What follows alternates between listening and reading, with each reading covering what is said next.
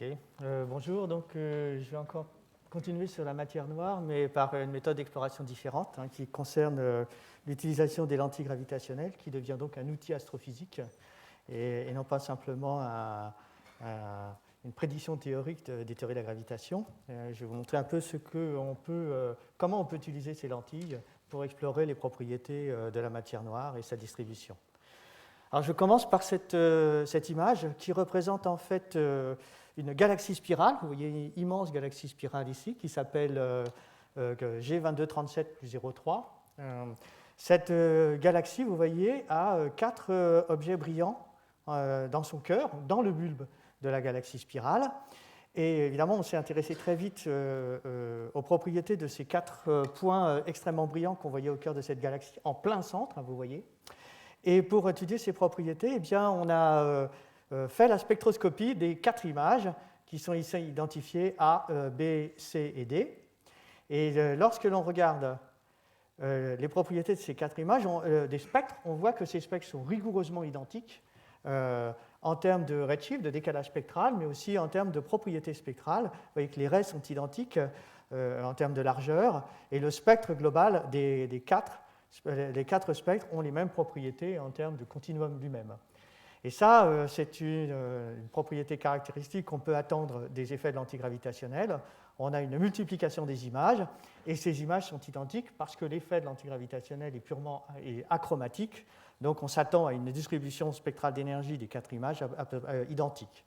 Donc ça, c'est une preuve observationnelle qu'on est bien en train d'observer un phénomène de lentilles gravitationnelles qui donc produit à partir d'une image d'un quasar, que l'on identifie par la forme du spectre, il produit 4 images du même quasar. Donc c'est une propriété extrêmement intéressante. Cet objet s'appelle la croix d'Einstein, et c'est un des objets typiques, un des objets grands classiques des propriétés de la multiplicité des images par l'effet de lentilles gravitationnelles. Alors ce qui se passe en fait dans ce phénomène, c'est que comme le prédit la théorie de la relativité générale, on a, par la présence de la galaxie, une modification locale de la courbure de l'espace-temps, qui donc affecte les propriétés de l'espace-temps localement dans plein cœur de la galaxie, qui est extrêmement dense.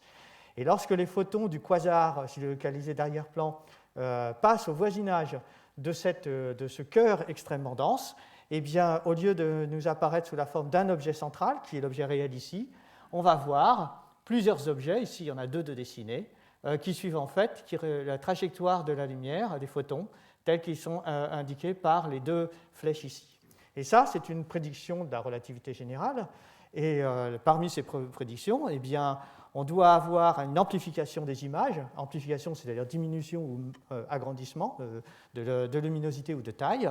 On a une multiplication des images. On peut aussi avoir des phénomènes de déformation des images. Et puis, c'est un phénomène qui est achromatique, et ça, c'est important parce que c'est une propriété qu'on peut utiliser pour éventuellement discriminer des phénomènes où il y aurait ambiguïté entre un pur phénomène de lentilles gravitationnelles et d'autres options possibles sur les objets que l'on observe. Donc, voici le phénomène que l'on étudie.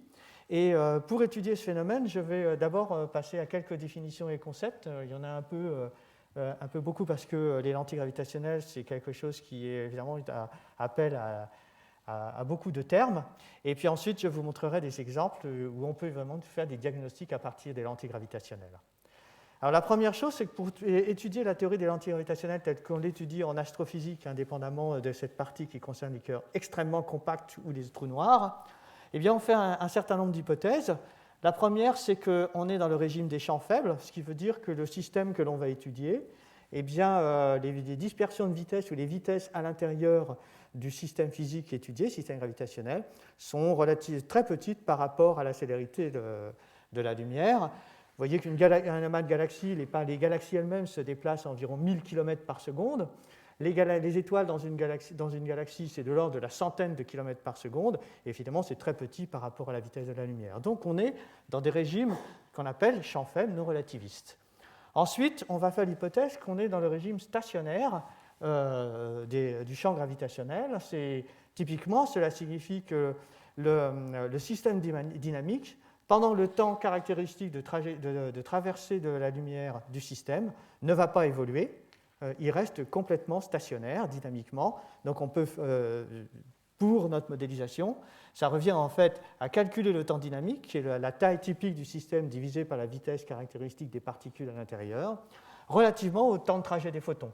Voilà. Et c'est ça, il faut que ce temps-là soit extrêmement faible par rapport au temps de trajet des photons. Ensuite, on va faire l'hypothèse qu'on est dans l'approximation des lentilles faibles, ce qui veut dire que chaque lentille peut être considérée comme une fine couche qui est traversée. C'est donc un système optique dont la lentille est extrêmement petite par rapport à la taille du banc. Là encore, ceci nous permet en particulier de calculer toutes les lentilles gravitationnelles en parlant de champs projetés, de Laplacien projeté, etc., pour la densité de masse, parce que cette approximation reste largement valide pour tous les systèmes astrophysiques que je vais discuter là. Et puis ensuite, eh bien, on va parler de petits angles de déflexion. Là encore, c'est une approximation dont on a besoin pour nos calculs. Et en gros, ça signifie que par rapport à une déflexion majeure qu'induirait un trou noir, par exemple, c'est-à-dire une forte déformation de la courbe de l'espace-temps, eh bien, on est toujours dans des cas extrêmement faibles et la déflexion des rayons lumineux est très faible par rapport à ce qu'on pourrait attendre si on avait un objet extrêmement compact ou si on passait au voisinage très très proche d'un objet très compact.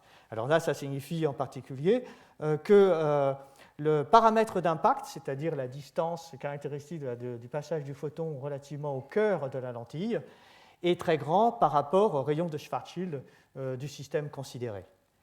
Et puis enfin, eh bien, on va considérer que nous avons des lentilles transparentes, et ça nous permet évidemment d'abord de faire l'hypothèse de lentilles achromatiques, parce que si on avait des effets de chromaticité produits par la lentille elle-même, eh bien évidemment on aurait des erreurs de diagnostic, parce que la lentille elle-même peut avoir des poussières distribuées aléatoirement, pas forcément uniformes sur le champ, et créer ses propres effets chromatiques. Donc on va considérer que nous avons des lentilles transparentes pour étudier le phénomène qui va être considéré ici.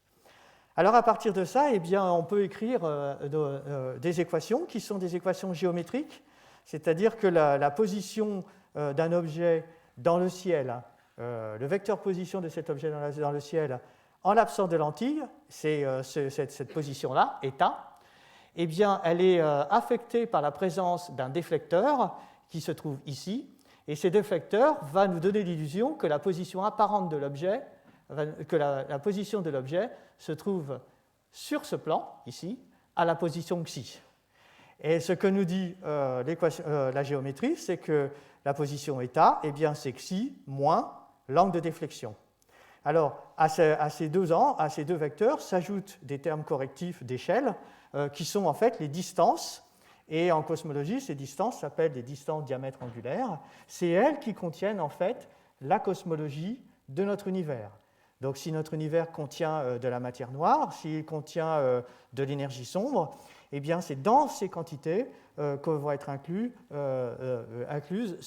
les densités, les paramètres de densité de ces composantes. Donc la cosmologie est contenue dans ces termes de distance.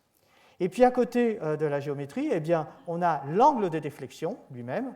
Et l'angle de déflexion, c'est quelque chose qui dépend, vous voyez, du champ gravitationnel projeté. Donc ça, c'est le Laplacien, le gradient du champ gravitationnel projeté le long de la ligne de visée et intégré le long de la taille de la source de la lentille. Alors on va de l'observateur à la source, mais comme on est dans l'approximation des lentilles minces, la déflexion va se faire sur une fine couche. Et donc, vous voyez que les lentilles gravitationnelles, c'est un effet qui se calcule par une équation de géométrie et une équation qui caractérise le champ gravitationnel. Alors, on peut le détailler, en particulier dans l'approximation des lentilles minces. Eh bien, cette quantité-là, ici, qui est donc le champ gravitationnel, on peut l'exprimer en fonction de sigma, qui représente la densité de matière projetée le long de la ligne de visée. Et ce qu'on observe lorsqu'on observe un angle de déflexion, c'est effectivement des effets de projection. Donc c'est bien la masse projetée qui est le premier terme qui doit être caractérisé par l'angle de déflexion sur un objet observé. Et puis, je crois que c'est tout. Là, vous avez donc la clé du problème. Si on était capable de calculer des angles de déflexion, simplement, eh bien, vous voyez qu'en inversant cette équation, on pourrait retrouver la densité de masse projetée. Ceci indépendamment de l'état dynamique du système Et ça, c'est important. Ça veut dire qu'on peut, à partir de cela, avoir la quantité de masse projetée, quel que soit l'état dynamique du système et quelle que soit la nature de la masse. Donc, si c'est de la matière noire ou des baryons, tout est contenu là-dedans. C'est un avantage et un inconvénient. Le gros avantage, c'est qu'à partir de cette équation, on peut regarder si les lentilles gravitationnelles confirment qu'il existe bien des excès de matière par rapport à la quantité de baryons prédite dans les scénarios cosmologiques. Alors, on peut écrire cette équation un peu différemment. Donc là, c'est un jeu d'écriture. Voici état qui dépend de xi et de l'angle de déflexion. On peut changer les échelles de cette équation pour l'écrire très simplement. Bêta égale θ moins alpha, tout bêtement. Donc, c'est vraiment une équation géométrique. Et dans le cas d'une lentille sphérique, asymétrie sphérique, on peut montrer que dans ce cas-là, que l'angle de déflexion s'écrit de cette façon. Et vous voyez quelque chose que vous connaissez peut-être, hein, c'est l'angle de déflexion que l'on connaît pour un système sphérique. Donc ça, c'est une équation toute simple. Vous voyez que si vous avez un terme en 1 sur θ, ici, qui provient de l'angle de déflexion, si vous multipliez toute cette équation par θ, vous obtenez bêta θ égale θ2 ou moins quelque chose. C'est une équation du second degré. Et ça vous dit qu'il y a deux solutions. Effectivement, même dans ce cas, on montre tout de suite qu'il y a effectivement des images multiples possibles par cette équation-là. Donc la multiplicité des images résulte vraiment de l'expression géométrique de l'équation des lentilles et du terme qui reflète la densité de masse projetée le long de la ligne de visée. Alors il existe des cas exceptionnels, hein, c'est lorsque la source est parfaitement alignée avec la lentille et l'observateur, et dans ce cas-là, eh bien, pour des raisons de symétrie, un objet étendu va nous apparaître sous la forme d'un anneau quasi parfait. Vous voyez deux exemples ici d'anneaux spectaculaires autour de galaxies elliptiques. Et vous voyez que ces cas-là sont observés dans la nature. Hein. Ce sont des images qui proviennent là du Hubble Space Telescope et celle-ci du Sloan Digital Sky Survey. Donc on voit dans la nature effectivement ce qu'on appelle des anneaux d'Einstein. Alors ces anneaux d'Einstein, ils sont caractérisés par un rayon caractéristique qui est vraiment le rayon du cercle qui est représenté par cet anneau. Et cet anneau d'Einstein peut être calculé. Et on peut maintenant prendre trois exemples. L'exemple d'une lentille qui serait de la taille d'une masse solaire, une lentille qui serait de la taille d'une masse typique d'une galaxie, et une lentille qui serait d'une masse typique d'un amas de galaxies. Et vous voyez que pour un objet d'une masse solaire environ, eh bien, l'anneau d'Einstein fait environ 3 milliards secondes, donc c'est extrêmement petit. Pour un objet de 10 puissance 11 masse solaire, une galaxie caractéristique, on est de l'ordre de 1 arc seconde, et en fait, 1 arc seconde, c'est exactement la séparation angulaire des 4 images de quasars que je vous ai montrées tout à l'heure. Donc on voit que l'observable correspond bien à ce qu'on peut calculer relativement simplement par ce type de lentille. Et puis pour un amas de galaxies, donc 10 puissance 15 masse solaire, eh bien, l'anneau d'Einstein est de l'ordre de 30 arcs secondes. Alors, ces cas-là, on les voit dans la nature, et, vous voyez, et les échelles caractéristiques que je vous donne là sont effectivement celles que l'on voit pour les lentilles gravitationnelles. Alors, c'est donc des objets particulièrement intéressants pour ces deux cas, parce qu'avec les télescopes standards et les instruments standards dont on dispose, observer des séparations angulaires de l'ordre de 1 arc seconde ou 30 arcs secondes est tout à fait faisable avec la plupart des instruments, ce qui veut dire que ces objets-là, on doit pouvoir les identifier et les caractériser. C'est exactement ce que vous voyez ici, où là on a des séparations de quelques secondes d'arc. Alors que ce cas-là devient beaucoup plus compliqué, on est à 3 milliards de secondes, et donc là il faut des instruments à très très haute résolution. Et si on ne dispose pas de ces instruments à très haute résolution, eh bien, un objet qui va fournir, qui devrait nous faire apparaître comme un anneau, eh bien, on va simplement, pour des problèmes de résolution spatiale, on verra simplement un excès de brillance, et non pas l'anneau, simplement parce qu'on n'a pas l'instrument ayant la bonne résolution angulaire pour le voir. Et ce phénomène-là en particulier, c'est ce qui caractérise le phénomène de micro-lentilles gravitationnelles, où en fait, ce sont des excès de brillance de luminosité, et comme on n'a pas la résolution angulaire pour voir les anneaux, on voit qu'un excès de flux lumineux pour des objets étendus qui seraient amplifiés par une lentille gravitationnelle. Alors, il existe d'autres quantités qu'il est important de connaître pour les lentilles. Le premier, c'est la densité critique. La densité critique, c'est la densité en masse projetée de la lentille gravitationnelle divisée par ce terme-là, vous voyez, qui contient les termes de distance, les trois termes de distance qui interviennent entre l'observateur et la source, l'observateur et la lentille et la source. Et il se trouve que ce terme-là est très intéressant parce que cette convergence et donc le rapport de la densité à la densité critique nous indique quelle est la force de la lentille gravitationnelle. Pour qu'une lentille soit extrêmement forte, il faut en gros que ce kappa soit de l'ordre de 1. Voilà. Et si vous vous éloignez, si vous êtes loin de cette valeur, loin de 1, très bas, eh bien, vous n'avez soit aucun phénomène de lentille, soit des phénomènes de lentille gravitationnelle qu'on appelle des phénomènes de lentille gravitationnelle faibles. Alors, pour vous fixer un ordre de grandeur, pour un amas de galaxies comme l'amas de Coma, dont Françoise a évoqué au cours de sa présentation, la densité critique est de l'ordre de 0,5 g par centimètre carré. Il s'agit de densité projetée, donc 0,5 g par centimètre carré. Et si on calcule la densité en masse calculée par l'apparence de Coma, en calculant la luminosité des galaxies et en leur affectant un rapport masse-luminosité de l'ordre de 10, eh bien on va trouver que, que la valeur de la densité de Coma est de l'ordre de 0,02 g par centimètre carré. Et ça, c'est important parce que ça vous dit qu'a priori, même dans 250 kg par sec, puisque cette valeur est calculée pour 250 kg par sec, les amas de galaxies ne sont pas des bonnes lentilles gravitationnelles. En général, elles sont sous-critiques. Et donc, Françoise, qui avait évoqué Gott en particulier pour ses théories sur les effondrements gravitationnels en particulier, eh bien, Turner, Ostraker et Gott, en 1984, avaient écrit un papier en disant « On ne verra jamais d'amas de galaxies manifestant des phénomènes de lentilles gravitationnelles, simplement parce que le sigma est beaucoup trop faible relativement au sigma critique. Donc ce kappa est beaucoup trop faible, on ne pourra pas voir de phénomène de lentille gravitationnelle produit dans les amas. En 1984, je rappelle que la première lentille gravitationnelle d'amas de galaxies a été observée en 1985. Et donc, ils auraient dû attendre un an de plus et ils n'auraient pas écrit leur travail. C'était quand même parfaitement justifié avec la connaissance qu'on avait à l'époque, de toute façon. Alors, les dernières choses un peu lourdes que je voulais vous présenter, c'est la matrice d'amplification d'une lentille gravitationnelle. Et en fait, on reprend l'équation des lentilles, et puis on va calculer les dérivées partielles de bêta par rapport à θ.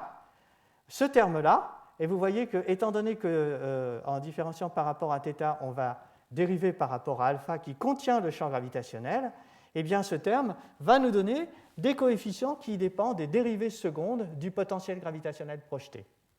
Alors pourquoi c'est intéressant? C'est parce que vous voyez que ce terme-là, en particulier, qui contient psi 1,1 et psi 2,2, c'est exactement le Laplacien projeté de la densité de masse. Donc c'est effectivement la densité de matière. Donc la matrice d'amplification contient des termes, kappa, qui sont effectivement la densité de matière projetée le long de la ligne de visée. Ça, ce sont les termes diagonaux de la matrice. Et puis, on peut calculer les autres termes de cette matrice d'amplification, qu'on appelle gamma 1 et gamma 2, qu'on appelle les termes de cisaillement gravitationnel, qui dépendent d'une façon différente des dérivées partielles du potentiel gravitationnel projeté. Alors, cette expression-là de la matrice d'amplification, eh bien, on peut la réécrire sous cette forme, où on a masqué les dérivées secondes au travers des termes kappa et gamma, et on voit que cette matrice peut s'écrire sous la forme 1 moins kappa fois cette matrice identité, moins gamma, un terme qui contient des éléments non diagonaux. Et cette matrice vous dit que lorsqu'on observe un phénomène de lentille gravitationnelle, eh bien, on a un terme isotrope, ici, d'amplification, qui peut être de grandissement ou de diminution de l'objet, voilà, et un terme ici, qui est un terme d'élongation de l'objet. Et donc, le phénomène de lentille gravitationnelle, c'est un terme kappa, qui dépend de la densité en masse projetée le long de la ligne visée et qui grandit ou diminue la taille des objets, et un terme ici, anisotrope, qui va changer sa forme. Voilà. Donc, le phénomène de lentille que vous voyez là exprime exactement ça. On a ici une modification de la taille de l'objet. Il est, vous voyez, très allongé, mais donc il devient grand, et en même temps très étiré. Et ce phénomène-là que vous voyez, eh bien, c'est la manifestation des deux termes, kappa et gamma, de la lentille gravitationnelle. Alors, cette matrice d'amplification-là, on peut calculer son déterminant, que vous avez juste en dessous. Voilà. Et vous pouvez constater que ce déterminant, éventuellement, peut devenir infini pour certaines valeurs de kappa et gamma. Donc, l'amplification elle-même peut devenir infinie. Et ça, c'est le phénomène de la manifestation des phénomènes catastrophiques de lentille gravitationnelle où on a des amplifications spectaculaires, en particulier les anneaux d'Einstein dont je vous ai parlé. Ici, ça signifie que vous êtes à proximité d'une amplification quasi infinie de la lentille gravitationnelle. Voilà. Donc ces configurations existent, on les voit dans la nature, et correspondent à des amplifications infinies du déterminant de cette matrice. Et puis on peut calculer évidemment les valeurs propres de cette matrice d'amplification.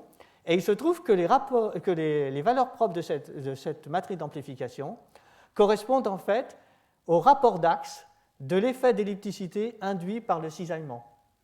Donc les valeurs propres de la matrice d'amplification vont vous donner le rapport B sur A, qui est donc la transformation d'un objet circulaire en un objet elliptique, dont les rapports d'axe seront exactement les termes 1 moins kappa plus gamma et 1 moins kappa moins gamma. Donc toute la lentille gravitationnelle est caractérisée par sa cosmologie, parce qu'il existe des termes DLS, DOS, DLS, et par les propriétés de la distribution de matière le long de la ligne de visée qui caractérise la matrice d'amplification.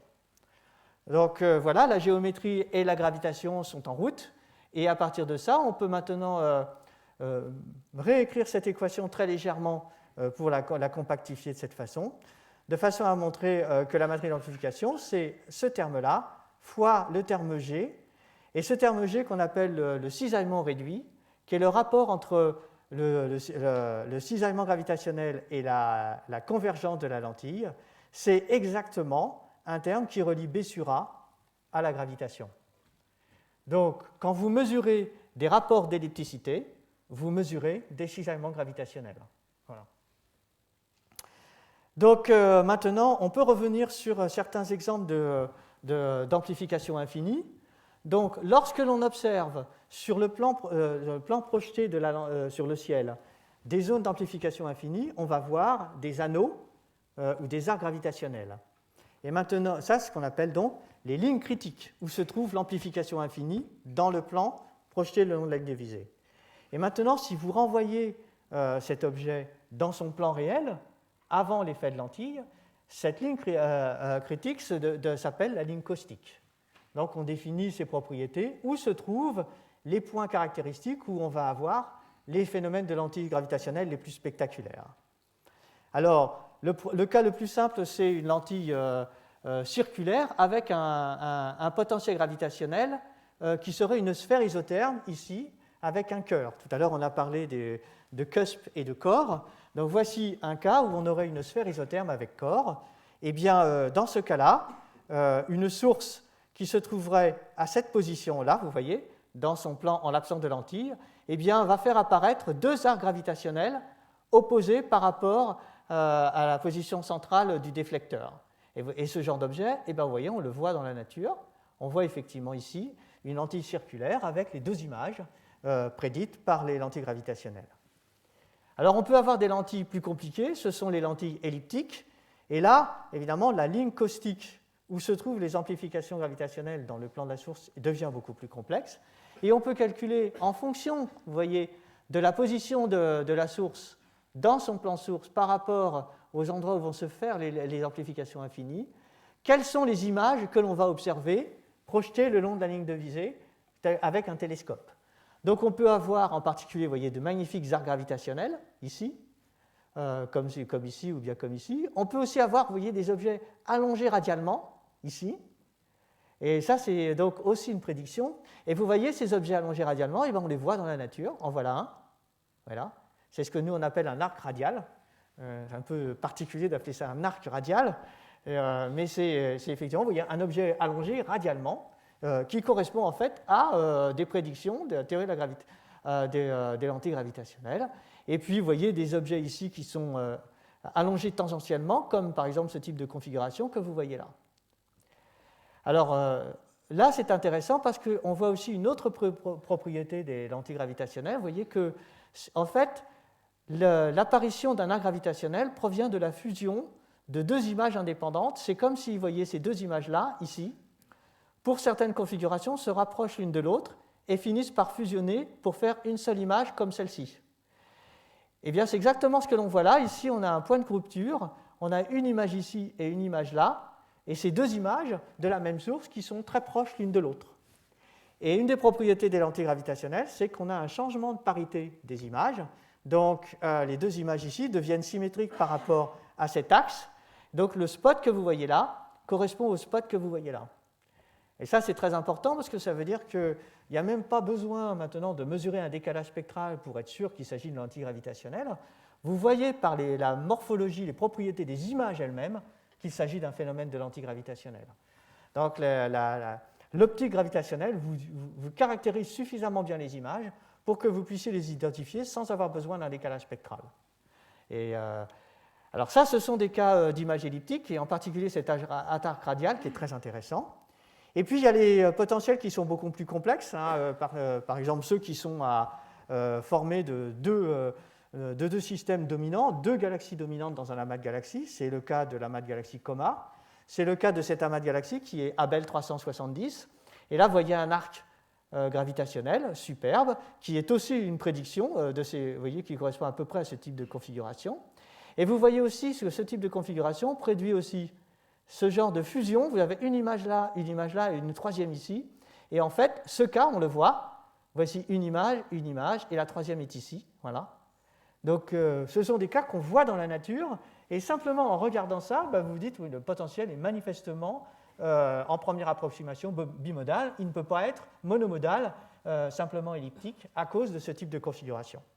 Donc, l'optique gravitationnelle vous permet de faire des diagnostics relativement rapidement. Alors ça a un gros avantage, c'est que maintenant, on peut diagnostiquer les lentilles gravitationnelles et calculer leur masse. Alors, la première chose qu'on a fait, c'est revenir sur Abel 370, qui était donc le premier arc gravitationnel détecté dans la nature en 1985. Ça, c'est l'image historique sur laquelle on a observé l'arc, vous voyez. Cette image est obtenue au télescope Canada-France-Hawaï, donc en septembre 1985, sur l'amas Abel 370.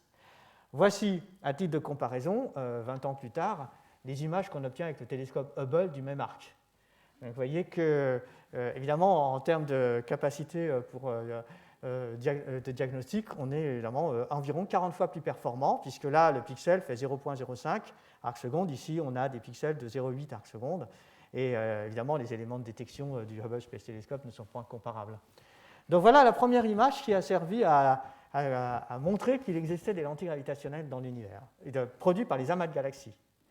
Alors, c'est intéressant de zoomer parce que maintenant, vous voyez la capacité d'un télescope gravitationnel. Ça, c'est une image, ça, c'est une autre image, et ça, c'est une troisième image. Ici, en fait, on a la fusion de trois images produites par le phénomène de lentille gravitationnelle. Et ce qui est intéressant, c'est cette image-là, parce que vous voyez, elle est agrandie par le phénomène de lentille gravitationnelle, et vous voyez les bras spiraux et les régions H2 dans la galaxie spirale, alors que cette galaxie est à un redshift de 0,7. Et donc, on profite de l'effet de grandissement du phénomène de lentille gravitationnelle comme un véritable télescope, un peu complexe, mais un véritable télescope qui, pour certaines images, vous donne de la résolution pour voir le bulbe, les bras spiraux et les régions H2 d'une galaxie à 0,7, ce qui est assez extraordinaire. Donc là, c'est évidemment le gros avantage d'utiliser des télescopes qui sont dans l'espace pour ça. Alors, maintenant, on peut calculer une masse pour cet objet. Donc, pour ça, eh bien, on va revenir sur la lentille. On va considérer que c'est un système à peu près circulaire, vous voyez, dont le centre du déflecteur serait environ là. Et on va se servir pour calculer la circularité, on va se servir du rayon de courbure de l'arc comme un premier élément du caractère circulaire du déflecteur. Et quand on fait ça, donc un simple modèle circulaire de sphère isotherme pour l'amas de galaxies, on peut calculer donc la matrice d'amplification dont je vous ai parlé tout à l'heure. On peut calculer l'angle de déflexion, voilà, et à partir de ça, calculer la masse totale de l'amas de galaxies la masse contenue à l'intérieur du cercle illustré par l'arc gravitationnel. Et on trouve pour cet amas une masse de l'ordre de 6, 10 puissance 13 masses solaires dans un rayon qui est de l'ordre de 150 kg par sec. Donc si maintenant on calcule la luminosité de l'amas de galaxies dans ce même cercle, eh bien on trouve que le rapport masse sur luminosité de l'amas de galaxies dans le centre d'Abel 370 est de l'ordre de 150. Voilà. Donc vous voyez un élément qui maintenant vous permet de dire il y a manifestement de la matière noire dans cet amas, si nos hypothèses sont justes, et confirme en fait les autres méthodes que l'on a pour mesurer la masse des amas de galaxies, qui sont évidemment l'analyse du gaz X, du gaz chaud, que Françoise a évoqué, ou bien par le théorème du viriel, les analyses purement dynamiques des galaxies à l'intérieur de l'amas de galaxies. Alors une autre composante intéressante, c'est ce fameux amas dont je vous ai parlé avec cet arc radial ici, et puis ici vous voyez la multiplication des deux images. Eh bien en fait, l'optique gravitationnelle, une fois qu'on a vu cette image-là, on sait que c'est une image fusion, on sait que l'amas de galaxies ne peut pas être circulaire. Parce que s'il était circulaire, l'optique gravitationnelle nous dit que non seulement on aurait un arc là, mais on en aurait un là. On ne voit pas. Et on ne voit pas parce qu'un modèle circulaire n'est pas une bonne représentation de la distribution de matière. Donc on va faire l'hypothèse qu'il est elliptique. Et si on fait l'hypothèse que l'ellipticité de la lumière nous trace approximativement l'ellipticité de la matière, eh bien on sait que si on a une image là, on en a forcément une là et une là. Et ça, c'est des angles de 120 degrés, c'est-à-dire vous regardez vos images et vous êtes capable de prédire automatiquement où sont les autres. Donc vous avez une configuration d'un modèle elliptique de potentiel gravitationnel qui est diagnostiqué que par la forme des images et leur position. Alors, ça, c'est un gros avantage. Donc, on sait que ce n'est pas un potentiel circulaire. On sait que c'est un potentiel elliptique prédit exactement la bonne position des images. Et la dernière chose, c'est qu'on voit un arc radial, et les arcs radiaux ne sont pas des prédictions des sphères isothermes sans rayon de Kerr. Donc, si vous faites l'hypothèse qu'une sphère isotherme pourrait être une bonne représentation de la distribution de la matière noire dans les amas de galaxies, alors forcément, ce n'est pas un modèle avec cusp qui peut fonctionner. Forcément, il y a un rayon de Kerr. Donc, ou bien les sphères isothermes ne sont pas des modèles adaptés aux amas de galaxies, ou bien ils le sont, et dans ce cas-là, le rayon de Kerr ne peut pas être zéro. Voilà. Alors, il se trouve aussi que les arcs radiaux ici de ce type sont des prédictions des modèles Navarro-Franke-White. Ce sont aussi des prédictions d'autres modèles, mais là, il n'y a pas de contradiction. Au contraire, les modèles Navarro-Franke-White prédisent effectivement ce type d'arc. Alors maintenant, comment fait-on pour remodéliser tout ça? Eh bien, on va prendre un scénario, un modèle de potentiel gravitationnel. On va appliquer les équations géométriques des lentilles, c'est-à-dire l'image de la source, c'est l'image observée moins l'angle de déflexion. Et si on a plusieurs images, cette équation est valide pour toutes les images, on peut toutes les renvoyer dans le plan source, et si votre modèle est le bon, les 4 images, si vous avez 4 images, doivent tomber exactement au même endroit dans le plan source. Alors une fois que vous avez fait ça, vous faites votre modèle, vous tombez au bon endroit, et puis vous renvoyez vos images dans le plan image, et vous regardez si elles tombent toujours au bon endroit. Et de cette façon, vous pouvez ajuster les paramètres pour reconstruire le potentiel gravitationnel, et il faut que les images, à la fin, tombent les unes sur les autres exactement dans le plan source et retombent dans le plan image à la bonne position avec les bonnes orientations. Et puis la dernière chose, c'est que les rapports de flux entre les images doivent correspondre au rapport de l'amplification de chaque image. Donc vous calculez le flux apparent de chaque image, vous en faites le rapport et vous calculez simultanément le rapport de l'amplification prédite par la lentille, ce qui vous fait une contrainte supplémentaire. Donc c'est de cette façon que l'on construit des modèles gravitationnels de cœur d'amas de galaxies ou de galaxies par ce simple ajustement des images. Alors je prends l'exemple d'Abel 300 de MS2130, celui l'arc radial. Alors cette fois-ci, je vous avais dit que c'était un potentiel elliptique, donc voici un potentiel dont l'expression est celle d'un potentiel gravitationnel elliptique. Je peux calculer sa matrice d'amplification, voilà, qui est ici. Et je sais en fait que si j'ai des arcs tangentiels et radiaux, ce sont les endroits où la matrice d'amplification est infinie. Donc il me suffit de calculer le déterminant de cette matrice et ensuite de résoudre l'équation pour savoir où se trouvent les arcs radiaux et les arcs tangentiels dans mon amas de galaxies. Et donc, de cette façon, je peux faire un calcul analytique et vérifier si le potentiel que j'ai pris ici est une bonne représentation du potentiel gravitationnel de l'amas et à quoi il conduit en termes de distribution de la matière noire et de quantité de matière noire. Alors, voici cet exemple qui est un exemple très simple. Vous avez donc ce potentiel analytique qui permet de construire ici une image, ça c'est un modèle, de l'arc tangentiel et de l'arc radial, de prédire la position des autres images ici, et à cette image radiale correspond une image tangentielle qui est ici et que l'on voit aussi sur l'image du Hubble Space Telescope. Donc vous avez une possibilité, en utilisant des potentiels gravitationnels et l'imagerie gravitationnelle, de reconstruire ces potentiels. Alors pour MS2137, on a énormément de contraintes parce que c'est un cas exceptionnel, à image multiple plus arc radial.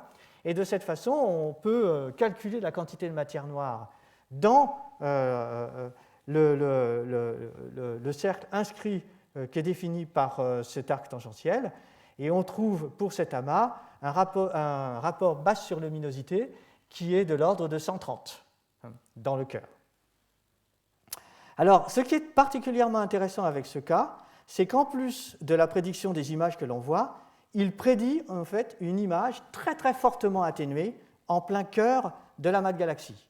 Et ça vient du fait que les lentilles gravitationnelles, lorsqu'elles sont non singulières, c'est-à-dire elles ne divergent pas en zéro, eh bien elles prédisent toujours un nombre impair d'images.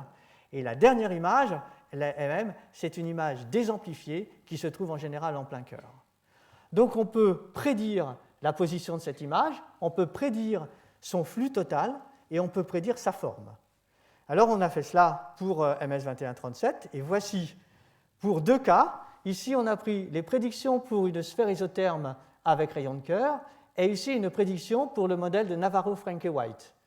Donc on construit un modèle de l'antigravitationnel, on produit l'image prédite, la cinquième image prédite et ensuite on l'injecte artificiellement dans des simulations pour savoir si on est capable de l'extraire et ce qu'on va extraire. Et ensuite on tente d'extraire cette image des données.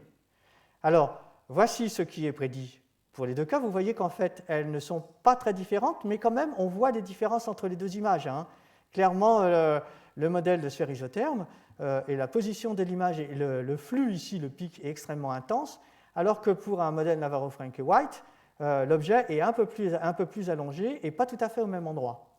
Et l'objet bleu, c'est lorsque l'on extrait cette galaxie pour tenter de voir la cinquième image. Et voilà ce que l'on obtient, ici. Et maintenant, vous voyez où se trouve cette cinquième image dans les deux scénarios. Alors ça, c'est très intéressant parce que, du coup, on se rend compte que un modèle de sphère isotherme avec rayon de cœur n'est pas une mauvaise représentation. On ne peut pas, à partir de ces données, dire le modèle à sphère isotherme avec rayon de cœur est exclu des observations. Par contre, vous voyez que la sphère isotherme singulière, elle-même, on l'exclut puisqu'elle n'a pas de cinquième image. Alors, pour vous donner une représentation des données, voilà ce que représente le modèle de Navarro-Franke-White. Et vous voyez qu'il passe très bien par l'arc radial, par l'arc tangentiel et par la position de la cinquième image. Donc, a priori, les données telles qu'on les a, qui sont vraiment des données de l'optique gravitationnelle, sont tout à fait conformes aux prédictions d'un profil universel de type NFW que vous a présenté Françoise tout à l'heure. Alors ça, c'est évidemment en étudiant les phénomènes de lentille gravitationnelle spectaculaires que sont les arcs. Voici Abel 370, ici, et son arc. Mais évidemment, un amas de galaxies, c'est beaucoup plus grand que la position représentée par un arc gravitationnel.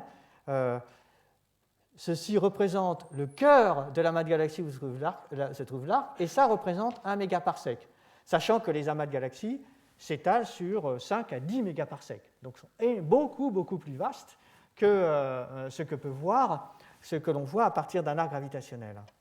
Donc ça vous dit que les arcs gravitationnels sont extrêmement spectaculaires, sont de très bons éléments de diagnostic, mais malheureusement, ils ne sondent pas la totalité des amas, ils ne sondent que les parties centrales.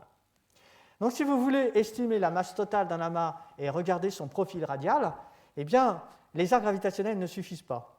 Et vous êtes obligé de passer à un autre phénomène qu'on appelle le phénomène de l'antique gravitationnel faible, qui est simplement une extension de la matrice d'amplification lorsqu'on s'éloigne du cœur d'un amas de galaxies. Donc voici une simulation d'un champ du Hubble Space Telescope, et voici le même champ dans lequel on a mis entre les sources que vous voyez et l'observateur une lentille gravitationnelle. Et vous voyez tout de suite où se trouve la lentille, vous voyez même sa forme, vous voyez simplement à l'œil que j'ai injecté ici une lentille circulaire.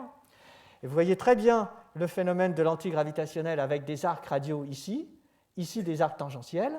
Et progressivement, lorsque vous vous éloignez du centre de la lentille, le phénomène de déformation diminue, mais il est toujours présent. Et aussi loin que vous pouvez aller, le phénomène est là, sauf qu'il devient quasiment invisible à l'œil. Mais en fait, tous les objets que vous voyez là sont déformés par la lentille gravitationnelle. Alors, ce que ça vous montre, cette carte, c'est qu'on a quand même l'impression qu'en corrélant toutes ces ellipticités entre elles, on arrive à reconstituer la forme du champ de densité de matière projeté le long de la ligne visée. Et cette corrélation que vous voyez à l'œil, eh bien, on va la faire mathématiquement en se basant sur les prédictions des lentilles gravitationnelles. Alors pour ça, je reviens aux quantités que je vous avais définies tout à l'heure, le cisaillement gravitationnel et la convergence. La convergence qui agrandit ou diminue la taille de l'objet et le cisaillement qui le déforme. Et on peut montrer en fait que le rapport entre le cisaillement et la convergence, c'est le rapport d'axe produit par le cisaillement gravitationnel sur un objet circulaire. Donc A sur B, ou bien A2-B2 sur A2 plus B2, ici, c'est exactement le terme de gamma dans le cas d'un régime faible, où tous les termes ici seraient négligeables, la déformation elle-même se réduirait à 2 gamma, voilà, dans le cas les plus faibles. Donc gamma égale A2 moins B2 sur A2 plus B2 divisé par 2. Maintenant, de l'autre côté, les observations, on peut calculer les ellipticités des galaxies en calculant leur moment pondéré, leur flux pondéré par la brillance de surface de l'objet. Et donc ça, c'est une matrice, qui est la matrice des moments de la galaxie, qui caractérise l'ellipticité de la galaxie. Et c'est aussi A2 moins B2 sur A2 plus B2. Donc, d'un côté, 2 gamma, et de l'autre, l'ellipticité observée des objets. Et donc, maintenant, si vous revenez à cette lentille spectaculaire, les ellipticités que vous voyez eh bien, sont produites par ce terme gamma. Voilà. Alors, il existe malheureusement une complication, c'est que les galaxies, elles ont aussi leur propre orientation à ellipticité intrinsèque, qui s'ajoutent et qui sont pour nous une source de bruit.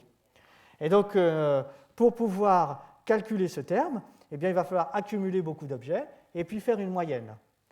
Et puis, la dernière chose, c'est que ce terme-là, qui est donc un effet systématique d'accroissement d'ellipticité, se différencie des ellipticités des galaxies parce que dans l'univers, les orientations des galaxies sont purement aléatoires.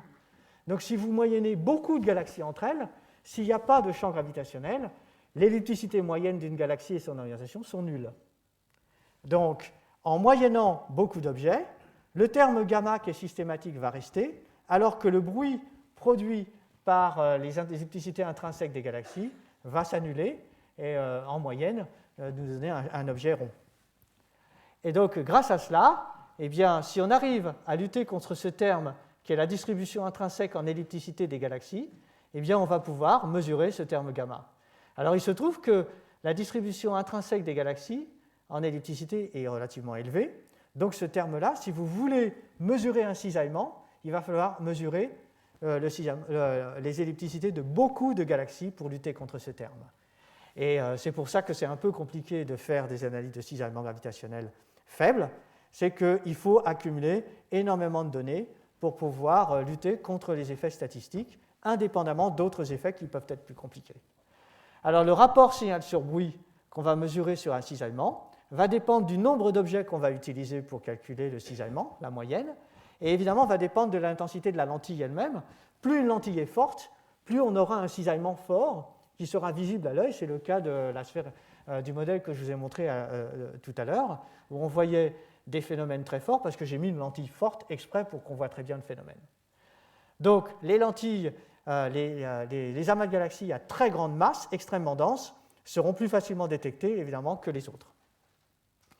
Alors le dernier point, c'est que mathématiquement, on sait calculer un champ de densité à partir d'un champ d'ellipticité des galaxies. Et ça, c'est l'équation qui vous relie comment, à partir d'un cisaillement gravitationnel, qui est ici, on mesure un champ de masse. Et vous voyez, ça ressemble beaucoup à une convolution, cette chose. Donc si vous passez dans l'espace de Fourier, eh bien, c'est un produit, et on peut donc calculer et reconstruire le champ de matière relativement facilement, et ensuite revenir dans l'espace réel. Donc, on calcule des champs d'ellipticité, et à partir des champs d'ellipticité, on trouve des champs de matière. Alors, voici un exemple. Ça, c'est l'amas de galaxie Abell 2218. Vous voyez le champ de déformation. On voit des objets déformés partout, tout autour. Il y a des arcs gravitationnels spectaculaires, mais on voit aussi des objets déformés un peu partout. Et donc, on construit la carte d'ellipticité, la voilà, et à partir de la carte d'ellipticité, on reconstruit la carte du champ de densité de matière. Et là, donc, ce champ de densité que vous voyez là, il a des pics parce qu'on a ajouté chaque galaxie, qui est un élément perturbateur du champ d'ellipticité produit par l'amas de galaxies lui-même. Et tous ces pics eh bien, côtoient un champ de matière très élevé ici, qui est produit par l'amas de galaxies lui-même. Donc on a une combinaison du champ de matière de l'amas de galaxies avec les pics que représentent les galaxies. Alors, quand on calcule le rapport masse sur luminosité de l'amas de galaxies Abell 2218 par cette technique, on trouve que même à grande distance, on est maintenant sur des distances de l'ordre du mégaparsec presque, eh bien le rapport masse sur luminosité est aussi de 150. Alors, voici un autre cas, c'est Abell 2218, qui est un des plus beaux cas jamais observés par le télescope Hubble. Il est tellement spectaculaire, on voit tellement de lentilles gravitationnelles, que même une modélisation à l'œil par l'optique gravitationnelle est complexe, tellement il y a de perturbateurs que l'on voit vu la qualité de l'image. Alors maintenant, on peut faire exactement le même jeu qu'avec Abell 2218, et voilà comment serait distribuée la matière noire projetée le long de la ligne de visée par rapport à la lumière de l'amas de galaxies Abell 2218. Donc on voit qu'il existe quand même une forte corrélation entre les galaxies que vous voyez là, qui sont le cœur, les galaxies elliptiques du cœur de l'amas de galaxies, et la distribution de la matière noire. Et donc ça, c'est une caractéristique que l'on retrouve pour tous les amas qui sont observés de cette façon, c'est que les galaxies les plus rouges, les plus elliptiques dans un amas de galaxies, donnent une bonne représentation de la distribution globale de la matière noire dans les amas de galaxies. Alors ça, ce sont, vous voyez, des distributions projetées. Je n'ai pas encore calculé de masse totale. Pour calculer une masse totale, eh bien, il faut maintenant, au-delà du calcul de la convergence, ramener un facteur d'échelle qui dépend de la cosmologie. Donc, pour pouvoir calculer une masse totale, maintenant une masse absolue, on a besoin de la cosmologie. Or, les termes de distance ici dépendent du scénario cosmologique et du décalage spectral de la source et de la lentille. Et donc, il nous faut, par un moyen ou par un autre, mesurer ces distances, soit par spectroscopie, on mesure les spectres des galaxies et de l'amas de galaxies et des objets qui sont lentillés, et on peut ainsi calculer ces termes-là.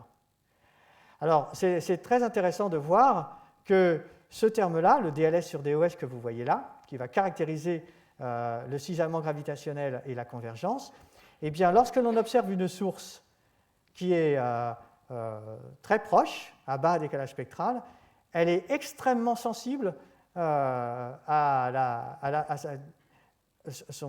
la position de la lentille. Donc un objet qui est lentillé par une lentille très proche est très sensible à la position exacte de cette lentille. Ce qui fait que si vous faites des erreurs sur les mesures de décalage spectraux, vous faites énormément d'erreurs sur la masse. Donc vous avez plutôt intérêt à observer des objets lointains et des lentilles plutôt lointaines, parce que vous êtes moins sensible. Vous voyez que la courbe que vous voyez ici devient nettement plus douce que la courbe ici. Et ça, c'est un biais. C'est pour ça que énormément d'amas de galaxies qui sont observés et calculés dans la nature sont à des décalages spectraux qui sont entre 0,15 et 0,4. Pardon. C'est simplement parce que c'est optimal en termes d'insensibilité à des erreurs qui seraient dues à des mesures de distance en particulier. Alors, voici maintenant, évidemment, je ne peux pas en passer en revue des milliers d'amas de galaxies, mais voici les calculs de masse et de dispersion de vitesse, puisque la dispersion de vitesse est l'équivalent d'une masse, pour une multitude d'amas de galaxies qui ont été observés et qui ont été reconstruits par les effets de l'antigravitationnel faible. Alors, soit en faisant, on a utilisé différentes techniques, donc ces techniques-là et ces techniques-là, qui sont en fait, ici, on fait l'hypothèse que le profil qui nous prédit le sixième gravitationnel, c'est un NFW. Ici, on ne fait aucune hypothèse sur la forme du profil. Donc, il faut comparer ces données-là, ici, aux données qui sont ici. Voilà. Et on se rend compte, en fait, que si on regarde, par exemple, celui-ci, ce terme-là, qui se compare à celui-là, eh bien, on est relativement consistant, ce qui veut dire qu'on n'est pas trop sensible, à 20% près, à la méthode utilisée pour calculer la quantité de matière et la distribution radiale de matière dans l'amas de galaxies. Et donc ça, c'est intéressant parce que ça vous donne aussi le caractère de confiance que vous pouvez avoir dans les déductions qu'on peut en faire sur la quantité de matière dans les amas de galaxies. Donc lorsque je vous dis qu'un amas de galaxies, le rapport masse sur luminosité est de l'ordre de 100 ou 150, il existe maintenant, en utilisant ces techniques, une erreur qui est de l'ordre de 20%. Alors on le retrouve aussi quand maintenant on calcule la dispersion de vitesse de la lentille gravitationnelle, c'est-à-dire sa masse, par rapport aux mesures de dispersion de vitesse que l'on peut calculer à partir de mesures des vitesses radiales des galaxies et le théorème du Viriel, par exemple. Et on se rend compte que c'est relativement consistant. Vous voyez qu'il y a quand même de grandes fluctuations entre les données, ce qui montre que cette méthode-là, cette méthode des diagnostics, elle est robuste, elle est solide, mais elle a quand même son imprécision en termes de calcul de masse totale des amas de galaxies. Alors, un des exemples les plus spectaculaires, c'est l'amas de galaxies, le Bullet Cluster, parce que cet amas, évidemment, lui, il a été observé en X et en lentille gravitationnelle. Alors, supposons qu'il n'existe pas de matière noire dans l'univers et que si on voit des rapports masse sur luminosité différents, c'est parce que ça provient du fait que notre théorie de la gravitation n'est pas la bonne. Alors, ce qui voudrait dire que la quantité de matière, les baryons elles-mêmes, sont les seules représentations de la distribution de matière. Et si on voit des rapports M sur L différents, ça provient du fait qu'il faut changer notre théorie de la gravitation. Alors, si c'est vrai, lorsque l'on calcule le cisaillement gravitationnel, le voici, qui nous dit où se trouve la matière, et s'il n'y a pas de matière noire dans l'univers, lorsque maintenant je vais visualiser les baryons, je dois avoir le positionnement des baryons exactement sur ce quart de cisaillement qui trace la matière, quelle que soit sa nature. Et dans le bullet, ce que l'on voit, c'est que les baryons sont là, pour l'essentiel. Donc, il y a, vous voyez, l'étalement de ces baryons, ici, qui sont donc plutôt centralisés dans ce secteur, mais certainement pas bimodaux, comme on le voit là. Et ça, en 2006, ça a été évidemment un cas spectaculaire, un beau cas d'école de comment on peut utiliser les lentilles gravitationnelles comme un élément de diagnostic, où on voit que si on ne fait pas l'hypothèse qu'il existe de la matière noire, mais qu'on dit que c'est peut-être de la gravitation modifiée, eh bien on a une contradiction, parce que les baryons ici ne se superposent pas aux cartes de cisaillement gravitationnel. Donc c'est le cas pour lequel Clos et al. A dit la matière noire existe, j'en ai la preuve. Alors évidemment, du coup, les discussions concernant ce cas ont abondé, d'autres cas ont été observés. C'est toujours en discussion, mais c'est un élément extrêmement fort, un élément de débat extrêmement intéressant qui vous montre comment les lentilles gravitationnelles peuvent trancher sur des options différentes, des hypothèses différentes. on ne tranche jamais aussi simplement que la façon dont ça apparaît là, mais c'est un très beau cas d'école pour montrer comment on peut utiliser ces lentilles gravitationnelles. Alors maintenant, les masses reconstruction, l'autre question, c'est est-ce qu'on peut tester les profils radio? Donc Françoise vous a montré tout à l'heure, a abondamment discuté NFW, le profil de Moore, les sphères isothermes. Donc on peut se poser la question, quels sont les profils radio de la distribution de masse déduits par les lentilles gravitationnelles? Donc voici un certain nombre de profils tels qu'ils pourraient être. Donc il y a Moore, NFW qui sont ici. Vous voyez leurs différences en termes de distribution radiale de la matière. Donc certains évidemment ont des cœurs, donc ils s'aplatissent très violemment. Et puis d'autres continuent comme celui ici NFW, et éventuellement encore plus pour des sphères isothermes singulières. Donc la question c'est est-ce qu'on peut sonder et est-ce qu'on peut apporter un élément de réponse sur le profil radial de la distribution de la matière noire? Ben voilà un cas spectaculaire.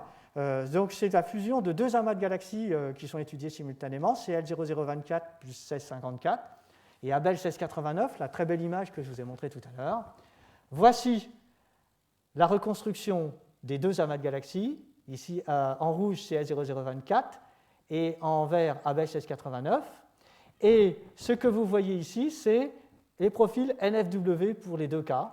Et vous voyez qu'un profil NFW est capable de reproduire parfaitement l'ensemble des données dont on dispose pour ces deux cas qui sont des cas extrêmement bien connus et analysés. Ça fait partie des meilleurs sets de données dont on dispose aujourd'hui. Alors depuis, on a fait encore mieux. Il y a 25 amas qui ont été coadditionnés sur cette image, avec des données qui proviennent essentiellement du télescope japonais Subaru à Hawaï. Et vous voyez encore que là, les 25 amas, qui sont donc accumulés pour mesurer le cisaillement gravitationnel, s'ajustent parfaitement à un profil NFW. Alors maintenant, on peut regarder le facteur de concentration de ces amas, qui est un terme qui calcule la concentration des amas et qui peut être comparé aux prédictions des simulations numériques des scénarios cosmologiques lambda CDM qui prédisent en fait le facteur de concentration pour les profils NFW en fonction de la masse de la structure. Donc voici les points observés et voici en gros les prédictions du lambda CDM. Donc vous voyez que là, en faisant l'hypothèse que ces systèmes sont des systèmes triaxiaux, donc avec trois axes différents pour le potentiel gravitationnel. Donc vous voyez que là, a priori, les données observationnelles dont on dispose sont compatibles avec le lambda CDM, sans discussion. On a effectivement un écart ici, mais vous voyez qu'on est toujours dans les barres d'erreur. Donc c'est relativement même spectaculaire la façon dont on est compatible avec ce scénario. Alors dernier point maintenant, c'est ce qui se passe aux très très grandes échelles. Lorsque maintenant on généralise le phénomène de l'antigravitationnel, mais on n'étudie pas un amas, mais l'ensemble des structures qui toutes, lorsqu'un photon va se déplacer, vont créer du cisaillement gravitationnel chaque fois que le photon va passer à côté des structures. Donc les effets se cumulent et maintenant, si on va regarder projeté sur la ligne de visée, eh bien, on va voir tous les effets de l'antigravitationnel s'accumuler et donc une carte de déformation, celle-ci, qui représente ici une très grande partie du ciel. Les amas de galaxies ont à peu près cette taille-là, vous voyez, sur cette simulation. Donc on a une carte cohérente d'un champ de distorsion, donc d'accroissement d'ellipticité, qui traduit la matière projetée le long de la ligne de visée, produite par toutes les grandes structures traversées par la lumière. Donc cette carte représente comment se distribue la matière en fonction de l'échelle, à toutes les échelles. Donc c'est un élément diagnostique qui ne regarde pas les amas, mais comment les grandes structures de l'univers se distribuent, se caractérisent dans notre univers à nous. Alors cette chose-là a été observée pour la première fois en 2000, donc, on a observé pour la première fois au CFH, mais depuis, des observations beaucoup plus spectaculaires ont été faites avec le télescope Hubble, qui lui a permis donc de reconstruire le champ de matière sur des champs qui maintenant, vous voyez, font plus d'1 degré. On n'est pas à quelques secondes d'arc, comme les amas de galaxies, ou quelques minutes d'arc, on est sur le champ du degré. Donc on regarde les grandes structures de l'univers. Et ce que vous voyez là, c'est la distribution de la matière, reconstruite à partir du cisaillement, et là, la distribution de la lumière. Alors ce qui est intéressant, c'est qu'on voit de la cohérence, mais on voit aussi des écarts. Et alors ces écarts, il faut être très prudent. C'est encore très difficile de savoir jusqu'à quel point ce sont des écarts réels, ou bien si, par hasard, on a encore trop d'erreurs sur nos mesures de cisaillement gravitationnel. Alors, à partir de cette carte, ce qui est étonnant, c'est qu'il a pu, Massey et al. Ont pu reconstruire la structure tridimensionnelle de la distribution de la matière noire. Donc vous voyez ici le champ de matière en 3 dimensions, reconstruit à partir de cartes de cisaillement gravitationnel. Alors d'autres ont été faites depuis. Maintenant, on n'est plus sur les échelles du degré, mais sur les échelles de 10 degrés. Donc on voit des structures encore plus vastes. Ça a été obtenu à partir du télescope Canada-France-Hawaï. Et là, on voit véritablement des choses qui sont sur des échelles de l'ordre du gigaparsec. On étudie effectivement les grandes structures projetées le long de la ligne de visée. Alors, on peut maintenant prédire quel devrait être le champ de déformation et le comparer au scénario cosmologique. Et là, vous voyez le champ de déformation mesuré sur le télescope avec les données précédentes, donc cette carte-là, et les prédictions ici avec les paramètres cosmologiques produits par WMAP-9, le 9e relevé de la 9e production du satellite WMAP. Et vous voyez qu'on est remarquablement en accord avec les paramètres cosmologiques de WMAP. Alors, depuis WMAP-9 est apparu Planck, et donc à partir de Planck, on peut maintenant comparer les valeurs de certains paramètres cosmologiques, sigma 8 et oméga matière, déduites de ces données-là, par rapport aux données de Planck. Et là, on se rend compte en gris que le CFHTLS est là, et que les données de Planck, vous voyez, sont plutôt légèrement décalées. Elles sont en fait dans la zone grise, donc c'est rassurant, mais on voit quand même un écart. Alors cet écart, pour le moment, on ne sait pas l'interpréter. On a 2 hypothèses qui doivent certainement travailler ensemble. La première, c'est qu'aux petites échelles, la physique des baryons intervient dans la compréhension du phénomène de l'antigravitationnel et n'est pas pris en compte ici. Donc on a aux petites échelles une incompréhension encore de la façon dont il faut qu'on traite l'ensemble de ces données. Et la deuxième, c'est que pour mesurer ces paramètres de forme, il faut mesurer avec très très haute précision des ellipticités de galaxies. On peut faire des erreurs sur ces mesures d'ellipticité, et ces erreurs, maintenant, compte tenu de la précision que l'on obtient sur les paramètres, deviennent une source dominante d'incertitude sur nos mesures. Et donc, vraisemblablement, ce que vous voyez là, c'est les limitations des télescopes terrestres pour mesurer des paramètres de forme d'objets, de milliers et de milliers d'objets.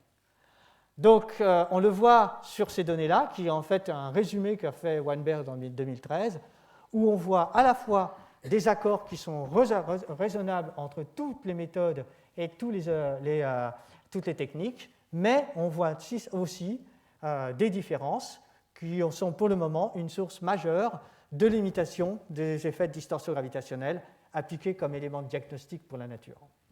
Alors évidemment, le futur, c'est d'aller dans l'espace et d'observer d'énormes quantités de champs. Là, ce que je vous ai montré, c'est le statut actuel. On observe environ 10 degrés du ciel. Le ciel fait 43 000 degrés carrés. Donc, si on veut observer bien au-delà des performances de ce qu'on fait aujourd'hui, il faut observer la totalité du ciel avec une extrême qualité d'image, celle du Hubble télescope. Et pour ça, il faut aller dans l'espace. Donc, nous en sommes à peu près là. Vous voyez, on attend des résultats de ces 2 grands relevés d'ici très peu de temps. Et puis, à terme, à l'horizon 2025, on attend beaucoup du télescope LSST et du télescope Euclide, qui est donc un satellite, qui lui va faire du cisaillement gravitationnel dans l'espace. Donc voici Euclide, c'est un télescope d'1,20 m qui a lui un imageur complètement dédié au cisaillement gravitationnel et qui fournira des images du Hubble Space Telescope, mais avec un champ 3000 fois plus grand que le télescope Hubble, et qui va nous permettre de cartographier 15 000 degrés carrés du ciel. Donc on va gagner en volume, parce qu'on va caractériser la totalité du ciel, et on va gagner par rapport au télescope au sol, parce qu'on aura la qualité d'image du télescope Hubble. Alors pour vous donner une idée de ce que pourra faire ce télescope Euclide, en particulier sur les amas de galaxies et les galaxies, voici les meilleures lentilles gravitationnelles que l'on connaît aujourd'hui autour de galaxies. Ce sont toutes des galaxies. Vous voyez des lentilles gravitationnelles telles que je vous ai montré au tout début.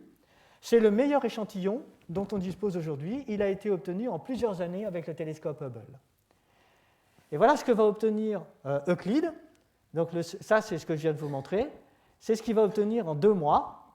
Et il y a 66 mois d'observation. Donc Euclide va vraiment apporter une révolution sur l'analyse des lentilles gravitationnelles, en particulier sur les galaxies et les amas de galaxies, parce qu'on va avoir des centaines de milliers de galaxies lentillées pour lesquelles on pourra faire des diagnostics sur la matière noire, statistiques en fonction des populations de galaxies, les spirales versus les elliptiques, en fonction de la distance. Est-ce que les galaxies sont de plus en plus massives ou compactes au fur et à mesure que l'on diminue en redshift, etc., etc.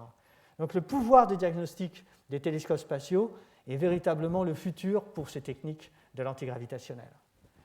Donc en résumé, on sait qu'on peut effectivement caractériser la matière noire, qu'on a maintenant un élément de diagnostic exceptionnel et complètement indépendant des autres pour évaluer la quantité et la distribution de matière noire.